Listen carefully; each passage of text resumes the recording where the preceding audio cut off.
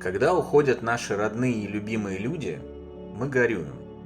И чем меньше мы знаем о духовном мире, о продолжении существования души после смерти физического тела, чем больше наше непонимание естественных законов жизни, тем сильнее и дольше мы горюем. Для некоторых уход любимого мужа, половинки, мамы или папы, сестры или брата, друга или подруги становится причиной затяжных депрессий на десятилетия. Кто-то отказывает себе в возможности продолжения нормальной жизни, кто-то даже накладывает на себя руки. Если бы все знали очевидную истину о том, что наши любимые с прекращением существования их физических тел продолжают жить и более того, в большинстве своем переселяются в мир более прекрасный и замечательный, чем планета Земля, горя было бы гораздо меньше. Но пока наука, скептики и духовно неразвитые люди пытаются затянуть мир в тиски материализма, убеждая всех, что со смертью бренного тела жизнь человека заканчивается и наступает полное небытие, а наших усопших родных и близких мы больше никогда не увидим, горя, тоски, боли и печали становится все больше. И ладно бы еще это вредило только живущим. Главным же образом это вредит нашим дорогим усопшим, мешает им совершать переход в потусторонний мир спокойно и комфортно, с удобством разместиться в новом месте пребывания и с интересом и энтузиазмом изучать новые условия жизни и способности. Почему так происходит? Все дело в том, что все наши сознания связаны. Они связаны уже даже здесь, на Земле, когда мы пребываем в материи, которая накладывает жесткие ограничения на функционирование и возможности нашей души или сознания. Эта связь давно доказана и подтверждена.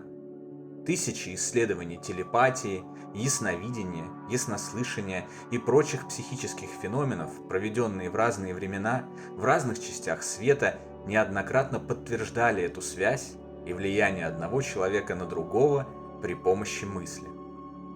Мы можем улавливать и читать мысли друг друга. Это абсолютный и непреложный факт.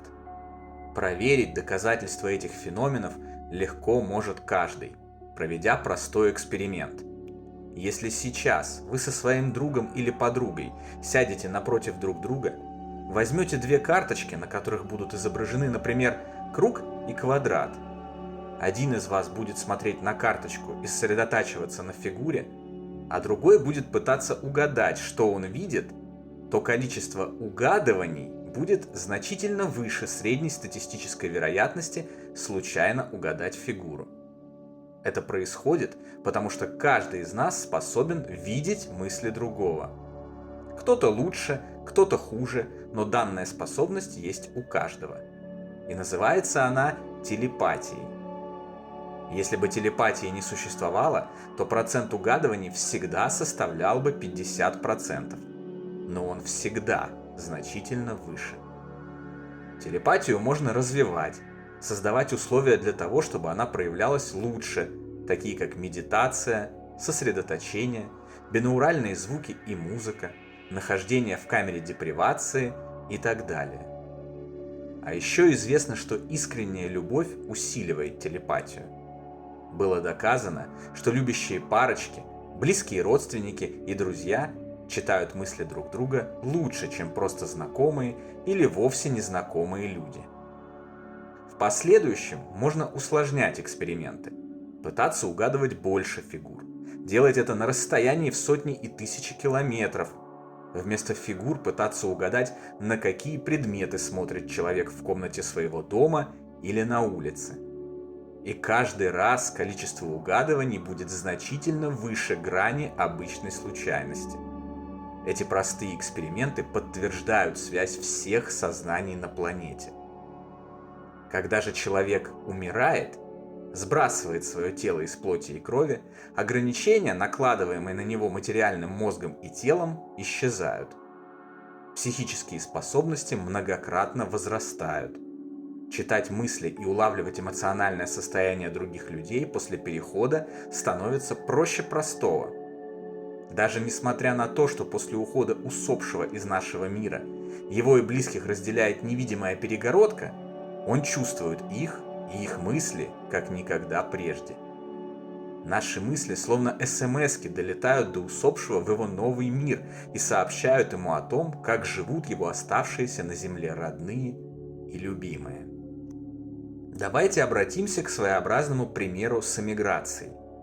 Представьте, что ваш близкий и дорогой человек переехал в прекрасную страну, находящуюся у теплого моря.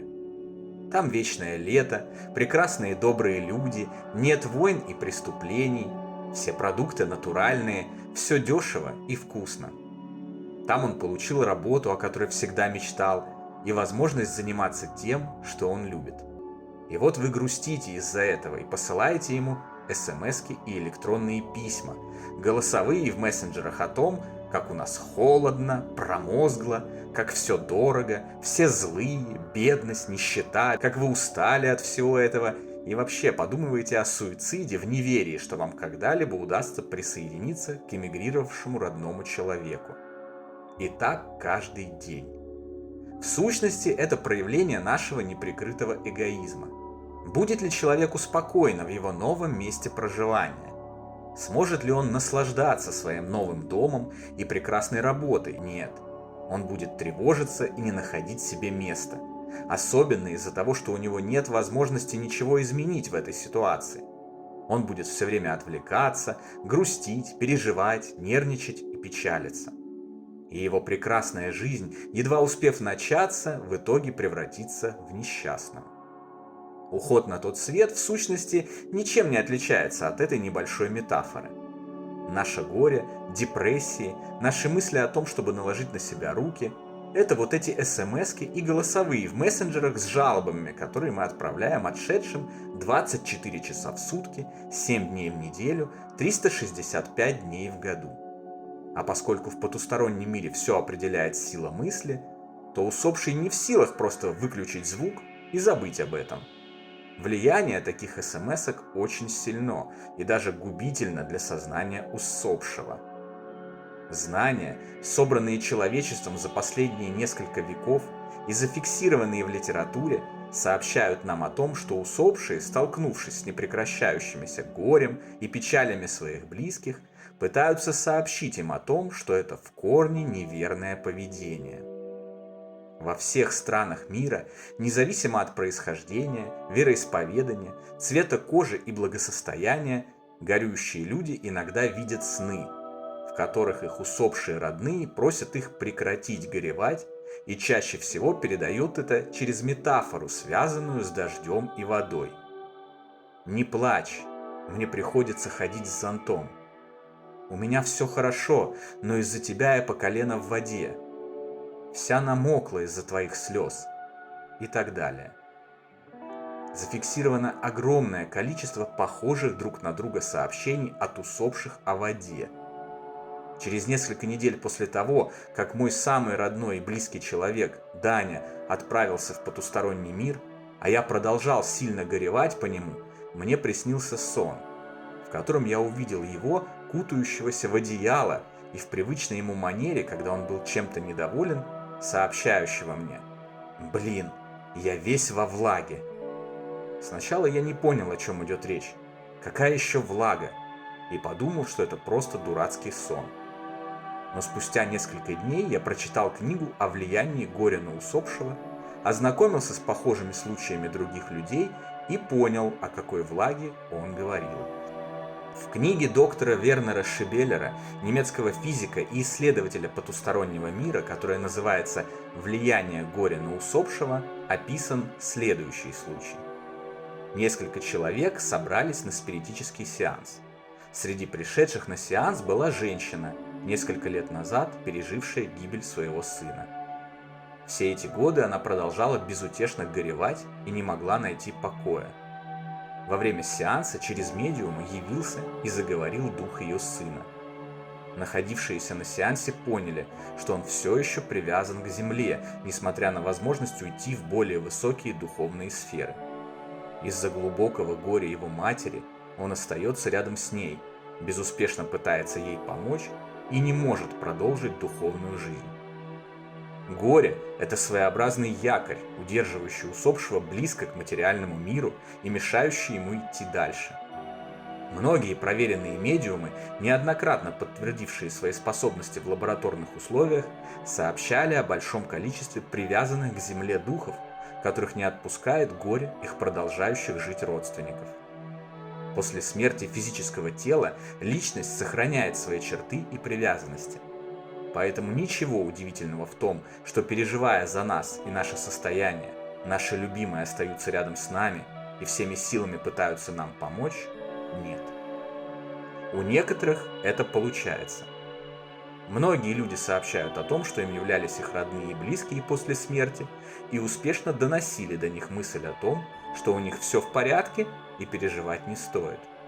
Это может происходить посредством явлений, зрительных образов, слуховых или метафорических, в виде настойчиво звучащей музыки, невесть откуда появляющихся бабочек или радуг.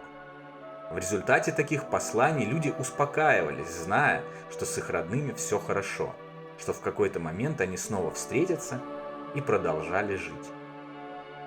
Я неоднократно чувствовал волны любви и утешения, явно исходившие от Дани и моментально успокаивавшие меня в моменты сильных провалов в тоску и печаль.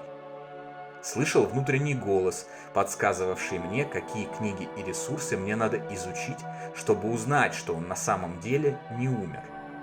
Получал другие сообщения, о которых я вам уже рассказал в предыдущих видео. В конце концов, это дало мне необходимые знания и утешило, а я почувствовал, что Даня, веселый и радостный, довольный, что все получилось, пошел дальше. Полагаю, что такой счастливый исход стал возможен, потому что в жизни мы с ним были очень близки, что называется, плавали на одной волне, читали мысли друг друга, еще находясь в физических телах. Поэтому, тем более после сброса Дани материального костюмчика, особых сложностей в том, чтобы доставить его родному человеку необходимые сообщения, не возникло. Кто-то после ухода не может помочь своим любимым и вынужден просто бессильно метаться рядом с ними на протяжении многих лет, пока они горюют и находятся в глубокой депрессии. Есть очень поучительная история о женщине и кувшине. Одна женщина потеряла своего ребенка.